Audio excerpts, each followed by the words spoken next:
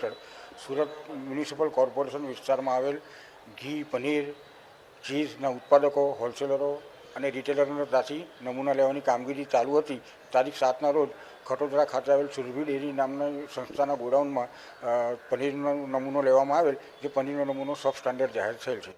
સાહેબ, આ સબ સ્ટાન્ડર્ડમાં કયા કયા એવા એ હોય છે કે જેના પ્રમાણો કે જેનાથી જાહેર થઈ ગયું કે આ સબ સ્ટાન્ડર્ડ છે કે હલકી ગુણવત્તાનું છે? પનીરમાં ઓછામાં ઓછી 50% જેટલી મિલ્ક ફેટ હોવી જોઈએ, જેની જગ્યાએ 35% મિલ્ક ફેટ આવેલ છે. તેમજ બીટા-સિટેરોલ એબસન્ટ હોવું જોઈએ, તેની જગ્યાએ પ્રેઝન્ટ આવેલ છે, જેનાથી જેવું ફલિત થાય કે તેમાં સ્ટાર્ચ અથવા એડિબલ ઓઇલની ભેળસેળ હોઈ શકે. આ પ્રકારની ભેળસેળથી લોકોના સ્વાસ્થ્યને કઈ રીતે નુકસાન શું કહેશો?